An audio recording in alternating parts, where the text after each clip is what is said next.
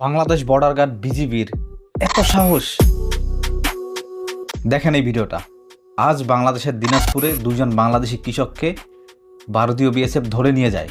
তার প্রতিবাদে ভারতীয় দুজন কৃষককে বাংলাদেশিরা ক্ষিপ্ত হয়ে বিজিবির সহযোগিতায় ধরে নিয়ে আসে।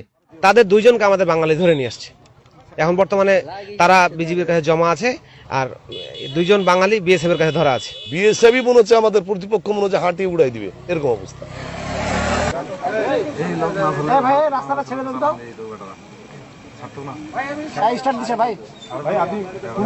তাহলে একটাবার ভাবুন, এই ক্ষমতা, এই পাওয়ার বিজিবির 16 বছর কিংবা বিগত স্বাধীনতার পর থেকে আজ পর্যন্ত কোথায় ছিল?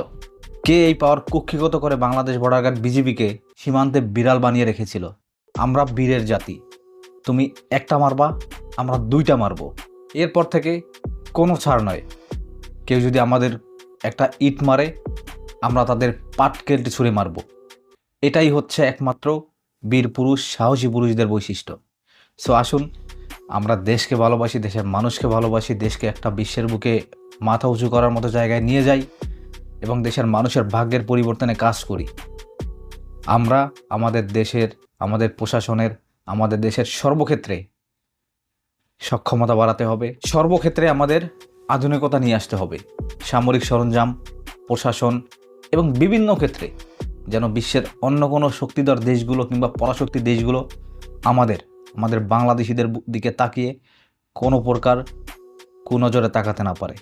সো আসুন, সবাই এক হয়ে কাজ করি। ভালো থাকবেন সবাই। দেখা হচ্ছে পরবর্তী নতুন কোনো ভিডিওতে। আসসালামু আলাইকুম।